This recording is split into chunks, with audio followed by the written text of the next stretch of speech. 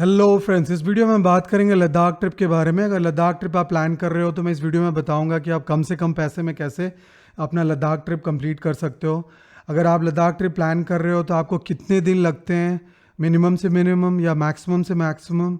और आपको मैं ये भी बताऊंगा कि आप कैसे जा सकते हो। बहुत सारे लोग बाइक से जाते हैं, कुछ लोग कार से जाते हैं, कुछ लोग डायरेक्टली फ़्लाइट लेके ले जाते हैं। तो ओवरऑल मैं पूरा पिक्चर दूंगा और आपको कितना कॉस्ट लगेगा इसके बारे में भी मैं बताऊंगा। तो पहला चीज़ ये है कि अगर आप लद्दाख ट्रिप प्लान कर रहे हो तो आप इंडिया में कहीं भी हो तो आप तीन तरीके से लद्दाख ट्रिप प्लान कर सकते हो, जो मोटा मोटा है। एक है कि आप दिल्ली आ जाओ, फिर दिल्ली से बस लेके मनाली जाते हो, फिर मनाली से बाइक ट्रिप स्टार्ट होता है। दूसरा है कि आप श्रीनगर आ जाओ, आप फ्लाइट लेके श्रीनगर आ सकते हो, या ट्रेन बस उसके कॉम्बिनेशंस करके आप श्रीनगर आ सकते हो। तो आप श्रीनगर कैसे भी आ जाओ, फिर वहाँ से कर सकते हो। एक तीसरा है कि आप डायरेक्टली फ़्लाइट लेके ले पहुँच जाओ, फिर ले से आप लद्दाख ट्रिप कर सकते हो। तो ये तीन मेजर वेज हैं जिससे आप लद्दाख ट्रिप करते हो। कुछ और भी हैं जिसमें आपको बसेस से आप ले जा जैसे मनाली से आप बस से ले जा सकते हो। जो हिमाचल गवर्नमेंट की जो बसेस हैं वो भी अवेलेबल रहता है, एक वो भी कर सकते हो, बट वो बहुत रेयर है। बट तीन ये मेजर वाले हैं। अब ऐसा है कि अगर आप ट्रिप कर रहे हो तो आपको टाइम कितना लगेगा या बेस्ट टाइम कब होता है। तो देखो, लद्दाख ट्रिप का जो सीज़न रहता है वो 5 से 6 महीने का रहता है। अप्रैल से स्टार्ट हो जाता है, अप्रैल मई से स्टार्ट होता है और ये सितंबर तक चलता है। और जो रिमेनिंग मंथ्स है उसमें वहाँ इतना स्नोफॉल होता है और रास्ते पे इतना स्नोफॉल होता है। अगर आप मनाली से जा रहे हो तो वो रास्ता पूरा बंद रहता है 6 महीने। उसी तरीके से अगर आप श्रीनगर वाला रास्ता भी अराउंड 4 महीने 3 महीने, अराउंड 4 महीने जैसा बंद रहता है। और जो लद्दाख है वहाँ बहुत बर्फबारी होती है, तो लोग विंटर में जा सकते हो फ्लाइट से, बट बहुत कम लोग जाते हैं। तो सीज़न आपका हो गया आपका अप्रैल से सितंबर तक। मनाली वाला रूट से अगर आप जाना चाहते हो तो वहाँ तो मई या जून से ही स्टार्ट कर सकते हो। लद्दाख ट्रिप अगर प्लान कर रहे हो तो आपको ये जानने का ज़रूरत है कि आप कम से कम अगर 4 नाइट 5 डेज़ तो आपको लगेगा। दूसरा है या 5 नाइट 6 डेज़। और लंबे में कितने मेजर जो लोग करते हैं बाइक ट्रिप करते हैं वो होता है 11 नाइट 12 डेज़ का या 10 नाइट 11 डेज़ का। तो अगर आपको लद्दाख ट्रिप करना है तो आप कहाँ से स्टार्ट करोगे। इंडिया में कहीं भी हो तो आप सबसे पहले दिल्ली आ जाओ, दिल्ली आ जाओगे, या आप फ्लाइट से श्रीनगर पहुँच जाओ। तो ये दो मेजर जगह से लोग जाते हैं। या तीसरा है कि डायरेक्टली फ्लाइट लेके आप ले पहुंच जाओ। ये तीन तरीके हो गए। तो पहला, अगर आप दिल्ली आते हो तो दिल्ली से मनाली आप बस लेके वॉल्वो से आते हो। मैंने बस लेके 500-550 किलोमीटर ओवरनाइट जर्नी रहता है, 14-15 घंटे का आप मनाली पहुंच जाते हो। फिर मनाली में 1 नाइट रहते हो और फिर अगले दिन से बाइक लेके आप लद्दाख की ओर जाते हो। तो लद्दाख आपने सुना होगा, रोहतांग पास मनाली के बहुत करीब है। तो रोहतांग पास होते हुए कीलोंग, जिस्पा, सरचू, ये सब होते हुए आप लेह पहुंचते हो। तो अगर मनाली साइड से जा रहे हो तो मैक्सिमम लोग 2 नाइट बीच में ठहरते हैं। एक कीलोंग में ठहर लिया और एक सरचू में ठहर लिया, फिर ले पहुंचते हैं। 2 नाइट करके पहुंचते हैं कि स्लोली ऊपर जाते हैं कि वो बीमार ना पड़ जाएं। लद्दाख में ये बहुत बड़ा डर रहता है कि अगर आप जा रहे हो और वहाँ जाके आप बीमार पड़ गए तो फिर आपका पूरा ट्रिप खराब हो जाएगा। बीमार मतलब आपको ऑक्सीजन लेवल क्योंकि वहाँ पे कम रहता है, तो आपको जैसे इस तरह की बीमारियाँ जिसमें सांस का प्रॉब्लम है या वॉमिट होना, तो ये सब बीमारियाँ हो सकती हैं। और बहुत कॉम्प्लिकेटेड बीमारियाँ हो सकती हैं। इसीलिए लोग थोड़ा स्लोली जाते हैं कि जैसे एक्लिमेटाइज करते हुए ले पहुंचते हैं। ले जो है वो, जो लद्दाख एक यूनियन टेरिटरी है, उस ले उसका कैपिटल है, उसका मेन शहर है। तो ले जब आप पहुंच जाते हो तो वहाँ पे 1 नाइट रहते हो, लोकल वगैरह घूमते हो। अगले दिन भी आप वहाँ पे नॉर्मली लोकल साइट सीइंग वगैरह ले का करते हो, जेंसकार और संगम वगैरह, वहाँ पे मैग्नेटिक हिल और आस पड़ोस में पूरा घूमते हो। फिर उसके अगले दिन आपका मेजर जर्नी स्टार्ट होता है। लेह से आप नुब्रा वैली की तरफ जाते हो, वो एक मेजर लद्दाख का अट्रैक्शन है। और जब नुब्रा वैली जाते रहते हो तो खारदुंगला पास होते हुए जाते हो, एक बहुत ऊंचा सा रोड है उसे क्रॉस करते हो। तो खारदुंगला पास क्रॉस करके आप नुब्रा वैली जाते हो, फिर नुब्रा में एक नाइट रहते हो। तो नुब्रा में एक नाइट आप नॉर्मली वहाँ पे लोग कैंप स्टेज होता है, तो टेंट्स होते हैं और वगैरह वगैरह, तो उसमें आप अलग अलग टाइप का, और उसमें बहुत लग्जरी से लेके बजट से लेके बहुत सारे ऑप्शंस होता है। तो नुब्रा में आप रहते हो एक नाइट। अब अगला है कि नॉर्मल स्टैंडर्ड आइटनरी में लोग पैंगोंग लेक चले जाते हैं। तो पैंगोंग लेक बहुत फेमस लेक, अभी चाइना के साथ इतना सारा प्रॉब्लम हुआ था, तो आप पैंगोंग लेक जाते हो। एक ये है, अगर आपके पास एक्स्ट्रा टाइम है तो आप 2 नाइट नुब्रा में कर सकते हो, और एक तुर्तुक विलेज है उसका डे ट्रिप लगा सकते हो। नुब्रा से आप तुर्तुक विलेज जाके आप बैक आ सकते हो, तो वो भी कर सकते हो। फिर पैंगोंग में भी फिर आदमी लोग आप लोग कैंप साइट पे रहते हो, फिर पैंगोंग लेक पे आप एंजॉय वगैरह करते हो, फिर बैक टू ले आ जाते हो। फिर लेह में एक नाइट रहते हो, फिर एक नाइट रहने के बाद फिर आप कारगिल की ओर जाते हो। तो कारगिल में फिर एक नाइट रहते हो। कारगिल जहाँ पे वॉर हुआ था पाकिस्तान के साथ, कारगिल वॉर, तो वहाँ पे वॉर मेमोरियल और ये सारी चीज़ें आप घूमते हो।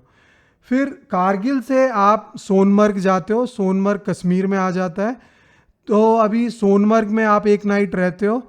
फिर उसके बाद या तो वहाँ बाइक ट्रिप एंड कर देते हो, और फिर उसके बाद कार से आपको कोई कंपनी या हम या जो भी है कोई कंपनी आपको श्रीनगर एयरपोर्ट पे ड्रॉप कर देती है। तो देखो ये ओवरऑल 11 नाइट 12 डेज़ का ट्रिप रहता है, और ये सबसे ज़्यादा फेमस ट्रिप है। कितने लोगों को यार श्रीनगर नहीं जाना, उस साइड नहीं जाना, तो वो बैक फिर मनाली आ जाते हैं, मतलब ले गए, फिर वो पूरा चक्कर काटा नुब्रा वैली, नुब्रा वैली से पैंगोंग लेक, पैंगोंग लेक से फिर से ले से फिर सरचू, और ये सब करते कराते फिर मनाली बैक आ जाते हैं। ये है। दूसरा तरीका जो मैंने बताया था कि आपको लद्दाख ट्रिप करना है तो आपको श्रीनगर आना पड़ेगा। तो आप श्रीनगर आ जाते हो, फिर श्रीनगर आने के बाद आप उल्टा ट्रिप, ये सेम उल्टा ट्रिप करते हो। तो इसमें आइटनरी में कोई चेंज नहीं है। फिर ये बहुत सारी कंपनियां ये ट्रिप करवाती हैं, जैसे ये बाइक ट्रिप होता है, कार ट्रिप होता है, ये आइटनरी पे। तो बहुत सारी कंपनियां ग्रुप ट्रिप्स करवाती हैं, जिसमें ग्रुप में लोग जाते हैं, और आप भी एज ए मेंबर जाते हो, लोगों के साथ रूम शेयर करते हो, और एक अमेजिंग सा एक्सपीरियंस होता है जो आप पूरी ज़िंदगी याद रखोगे। तो एक श्रीनगर से हो गया, सेम रूट, आप फ्लाइट से वहाँ पहुँचते हो, फिर श्रीनगर में एक नाइट रहते हो, या सोनमर्ग पे जाके एक नाइट रह के फिर आप करते हो। कुछ आइटनरीज में श्रीनगर में भी एक नाइट दे देते हैं, तो डिपेंडिंग आपको वो चूज़ कर सकते हो। फिर इसी स्टैंडर्ड आइटनरी में कुछ लोग हनले जोड़ देते हैं, या कुछ लोग सियाचिन जोड़ते हैं, या कुछ लोग बोलते हैं उनमिंगला पास जोड़ते हैं। तो ये आइटनरी में बहुत थोड़े थोड़े एडिशन सब्ट्रैक्शंस करके, इसी के अराउंड परमुटेशन कम्बिनेशंस करके ये आइटनरी चलता है। अभी क्या है कि देखो आपके पास, अब मान लो कि टाइम कम है, तो आप क्या करोगे, आप फ्लाइट लेके लेह पहुंच जाओगे डायरेक्टली कहीं से भी। अब मान लो कि मुंबई से हो तो आपको कनेक्टिंग दिल्ली से फ्लाइट मिल जाएगा, या हैदराबाद से हो, बैंगलोर से हो, तो आप कहीं से भी हो, आप लेह पहले डायरेक्टली फ्लाइट से पहुंच जाओ।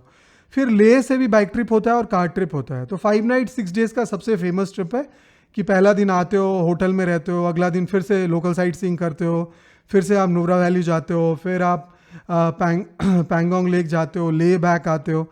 तो इस दौरान पे आप बहुत सारे साइट सीइंग भी करते रहते हो बीच में।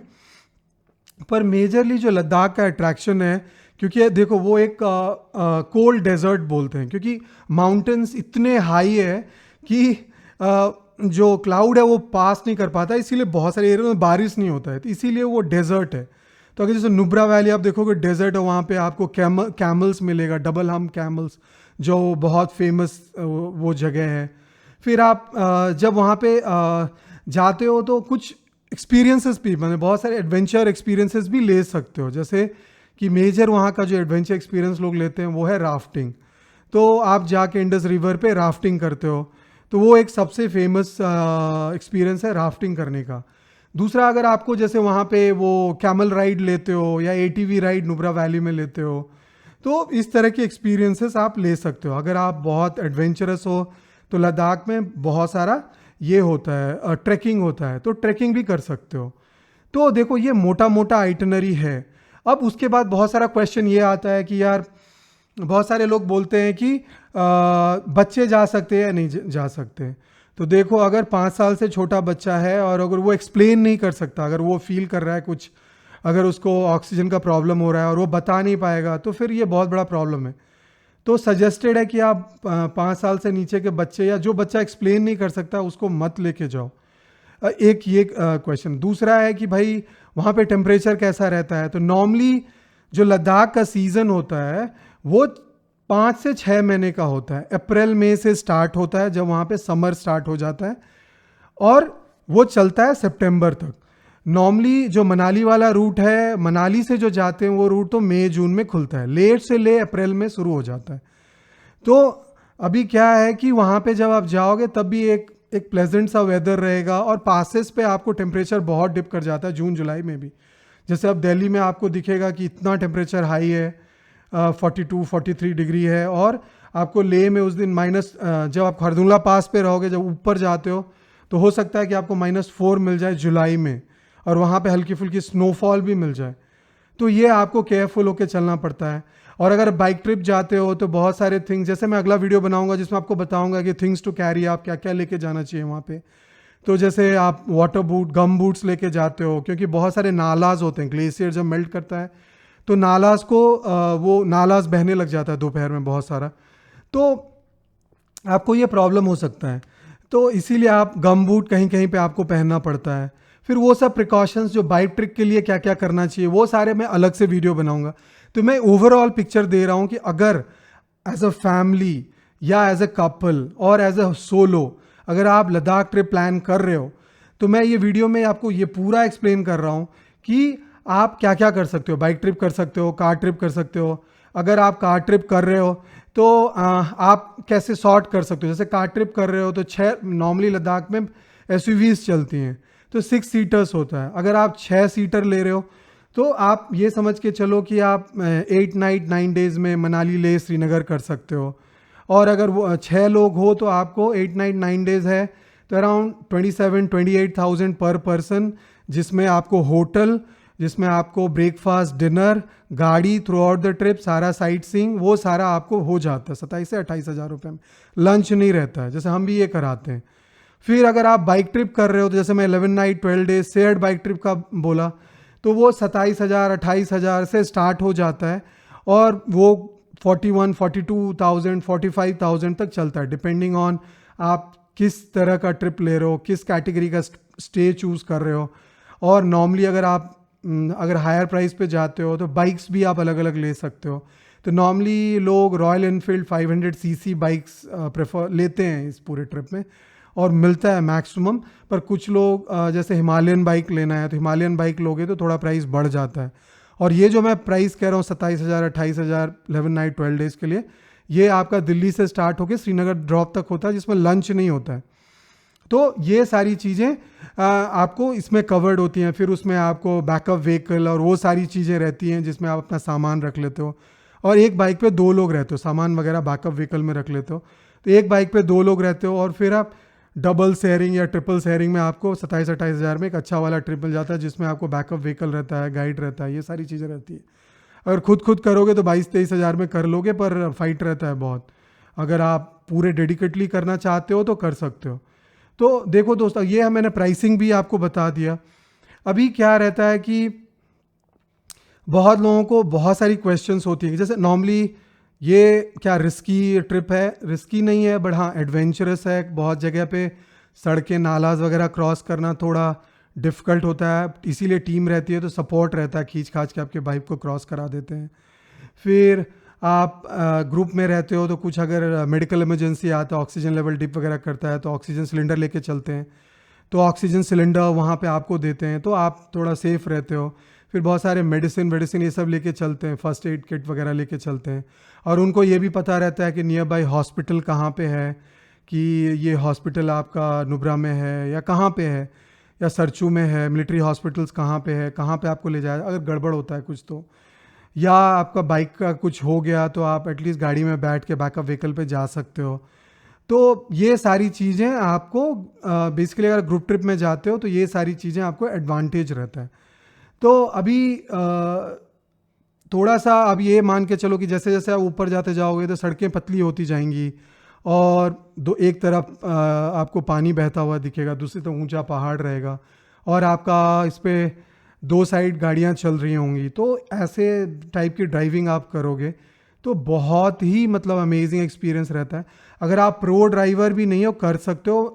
जो माउंटेन्स में 20-25 किलोमीटर के एवरेज से गाड़ियाँ चलती हैं। अगर 140 किलोमीटर जाना है तो 7-8 घंटे की ड्राइव रहता है। बहुत बहुत धन्यवाद दोस्तों, मैंने इसमें ओवरऑल एक पिक्चर देने का कोशिश किया है। आगे वाले वीडियो में मैं कौन सी चीज़ें आप ले जाना चाहिए या नहीं ले जाना चाहिए, थिंग्स टू कैरी का भी एक वीडियो बनाऊंगा लद्दाख में। और अगर आप लद्दाख जा रहे हो तो आपको ग्रुप ट्रिप में जाना चाहिए या आपको कस्टमाइज ट्रिप में जाना चाहिए, उसका एक अलग वीडियो रहेगा। फिर आपके जितने भी मेजर क्वेश्चंस हैं, हम क्वेश्चन आंसर्स पे हम क्वेश्चंस के सारे आंसर करेंगे, वो सारी आगे की वीडियोस में हम डालेंगे। बहुत बहुत धन्यवाद दोस्तों आपके टाइम के लिए।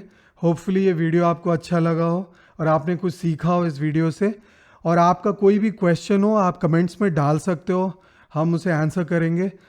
या आप हमारे नंबर पे कॉल कर सकते हो। आपको अगर कोई भी जानकारी और चाहिए, डिटेल चाहिए या कोई पैकेज चाहिए या कोई कार ट्रिप चाहिए या कोई बाइक ट्रिप चाहिए, ग्रुप ट्रिप चाहिए, वो सारे टाइप के ट्रिप्स हम करवाते हैं। तो जैसा भी हो, बहुत बहुत धन्यवाद दोस्तों आपके टाइम के लिए। Thank you.